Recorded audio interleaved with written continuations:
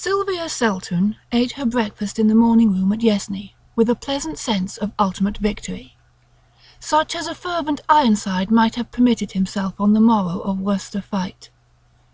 She was scarcely pugnacious by temperament, but belonged to that more successful class of fighters who are pugnacious by circumstance. Fate had willed that her life should be occupied with a series of small struggles, usually with the odds slightly against her, and usually she had just managed to come through winning. And now she felt that she had brought her hardest and certainly her most important struggle to a successful issue.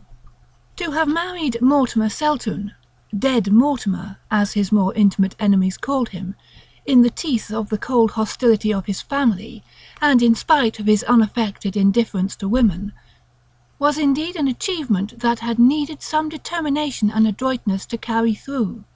Yesterday she had brought her victory to its concluding stage by wrenching her husband away from town and its group of satellite watering places and settling him down, in the vocabulary of her kind, in this remote wood-girt manor farm which was his country house.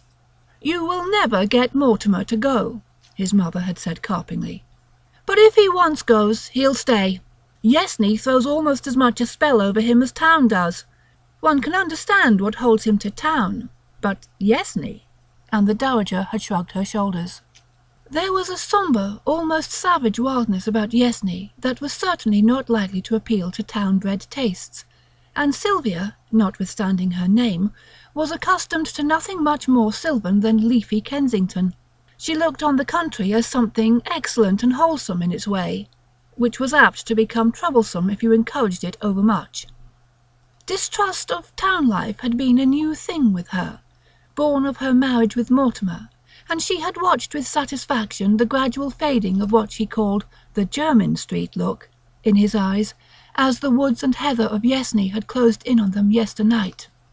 Her willpower and strategy had prevailed. Mortimer would stay. Outside the morning-room windows was a triangular slope of turf, which the indulgent might call a lawn, and beyond its low hedge of neglected fuchsia bushes, a steeper slope of heather and bracken dropped down into cavernous combes overgrown with oak and yew. In its wild open savagery, there seemed a stealthy linking of the joy of life with the terror of unseen things. Sylvia smiled complacently as she gazed with a school of art appreciation at the landscape, and then of a sudden she almost shuddered. "It is very wild," she said to Mortimer, who had joined her. "One could almost think that in such a place the worship of Pan had never quite died out." "The worship of Pan never has died out," said Mortimer. "Other, newer gods have drawn aside his votaries from time to time, but he is the nature god to whom all must come back at last. He has been called the father of all the gods, but most of his children have been stillborn." Sylvia was religious in an honest, vaguely devotional kind of way, and did not like to hear her beliefs spoken of as mere aftergrowths. But it was at least something new and hopeful to hear Dead Mortimer speak with such energy and conviction on any subject. "You don't really believe in Pan?" she asked incredulously.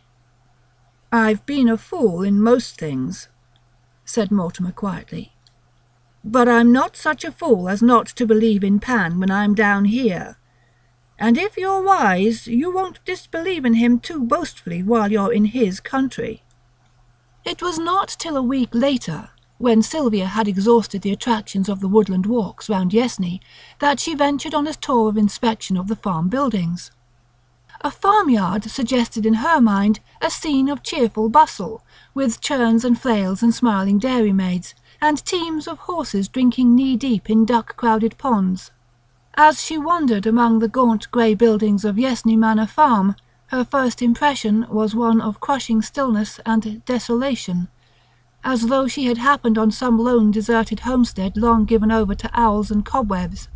Then came a sense of furtive, watchful hostility, the same shadow of unseen things that seemed to lurk in the wooded combes and coppices. From behind heavy doors and shuttered windows came the restless stamp of hoof, or rasp of chain halter, and at times a muffled bellow from some stalled beast. From a distant corner a shaggy dog watched her with intent, unfriendly eyes. As she drew near it slipped quietly into its kennel, and slipped out again as noiselessly when she had passed by. A few hens, questing for food under a rick, stole away under a gate at her approach. Sylvia felt that if she had come across any human beings in this wilderness of barn and byre, they would have fled wraith-like from her gaze. At last, turning a corner quickly, she came upon a living thing that did not fly from her. Astretch in a pool of mud was an enormous sow, gigantic beyond the town woman's wildest computation of swine flesh, and speedily alert to resent and if necessary repel the unwanted intrusion. It was Sylvia's turn to make an unobtrusive retreat. As she threaded her way past rickyards and cowsheds and long blank walls, she started suddenly at a strange sound, the echo of a boy's laughter, golden and equivocal.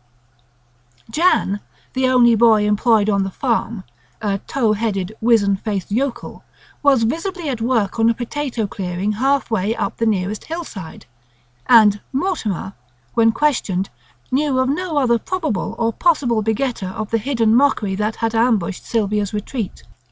The memory of that untraceable echo was added to her other impressions of a furtive, sinister something that hung around Yesney. Of Mortimer she saw very little. Farm and woods and trout streams seemed to swallow him up from dawn till dusk. Once, following the direction she had seen him take in the morning, she came to an open space in a nut copse, further shut in by huge yew trees, in the centre of which stood a stone pedestal, surmounted by a small bronze figure of a youthful Pan. It was a beautiful piece of workmanship, but her attention was chiefly held by the fact that a newly cut bunch of grapes had been placed as an offering at its feet. Grapes were none too plentiful at the manor house, and Sylvia snatched the bunch angrily from the pedestal. Contemptuous annoyance dominated her thoughts as she strolled slowly homeward, and then gave way to a sharp feeling of something that was very near fright.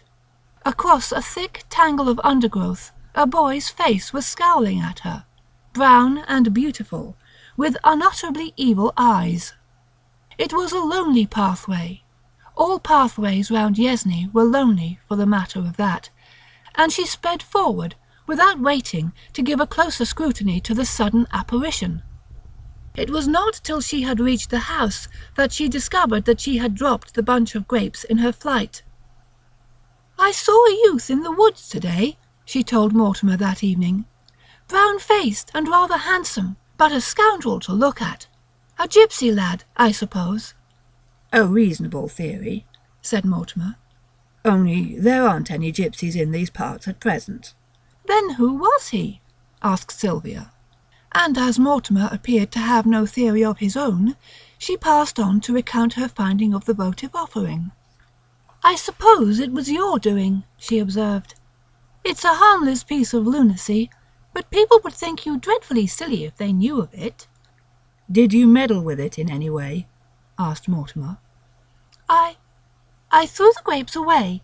It seemed so silly," said Sylvia, watching Mortimer's impassive face for a sign of annoyance. "I don't think you were wise to do that," he said reflectively. "I've heard it said that the wood gods are rather horrible to those who molest them." "Horrible perhaps to those that believe in them, but you see I don't," retorted Sylvia. "All the same," said Mortimer in his even, dispassionate tone, "I should avoid the woods and orchards if I were you, and give a wide berth to the horned beasts on the farm." It was all nonsense, of course, but in that lonely wood-girt spot nonsense seemed able to rear a bastard brood of uneasiness. "Mortimer," said Sylvia suddenly, "I think we will go back to town sometime soon." Her victory had not been so complete as she had supposed. It had carried her onto ground that she was already anxious to quit. "I don't think you will ever go back to town," said Mortimer. He seemed to be paraphrasing his mother's prediction as to himself. Sylvia noted with dissatisfaction and some self-contempt that the course of her next afternoon's ramble took her instinctively clear of the network of woods. As to the horned cattle, Mortimer's warning was scarcely needed, for she had always regarded them as of doubtful neutrality at the best. Her imagination unsexed the most matronly dairy cows and turned them into bulls liable to see red at any moment. The ram who fed in the narrow paddock below the orchards she had adjudged, after ample and cautious probation, to be of docile temper. Today, however, she decided to leave his docility untested, for the usually tranquil beast was roaming with every sign of restlessness from corner to corner of his meadow. A low, fitful piping, as of some reedy flute, was coming from the depth of a neighbouring copse, and there seemed to be some subtle connection between the animal's restless pacing and the wild music from the wood. Sylvia turned her steps in an upward direction, and climbed the heather-clad slopes that stretched in rolling shoulders high above Yesney. She had left the piping notes behind her, but across the wooded combes at her feet the wind brought her another kind of music, the straining bay of hounds in full chase. Yesney was just on the outskirts of the Devon and Somerset country, and the hunted deer sometimes came that way. Sylvia could presently see a dark body, breasting hill after hill, and sinking again and again out of sight as he crossed the combes, while behind him steadily swelled that relentless chorus, and she grew tense with the excited sympathy that one feels for any hunted thing in whose capture one is not directly interested. And at last he broke through the outermost line of oak scrub and fern and stood panting in the open, a fat September stag carrying a well-furnished head.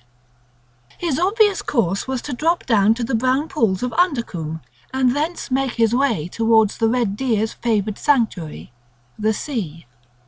To Sylvia's surprise, however, he turned his head to the upland slope and came lumbering resolutely onward over the heather. "It will be dreadful," she thought. "The hounds will pull him down under my very eyes." But the music of the pack seemed to have died away for a moment, and in its place she heard again that wild piping, which rose now on this side, now on that, as though urging the failing stag to a final effort. Sylvia stood well aside from his path, half hidden in a thick growth of whortle bushes, and watched him swing stiffly upward, his flanks dark with sweat, the coarse hair on his neck showing light by contrast. The pipe music shrilled suddenly around her, seeming to come from the bushes at her very feet, and at the same moment the great beast slewed round and bore directly down upon her. In an instant her pity for the hunted animal was changed to wild terror at her own danger. The thick heather roots mocked her scrambling efforts at flight, and she looked frantically downward for a glimpse of oncoming hounds. The huge antler spikes were within a few yards of her, and in a flash of numbing fear she remembered Mortimer's warning, to beware of horned beasts on the farm. And then, with a quick throb of joy, she saw that she was not alone. A human figure stood a few paces aside, knee-deep in the whortle bushes. "Drive it off!" she shrieked. But the figure made no answering movement. The antlers drove straight at her breast. The acrid smell of the hunted animal was in her nostrils. But her eyes were filled with the horror of something she saw, other than her oncoming death. And in her ears ran the echo of a boy's laughter, golden and equivocal.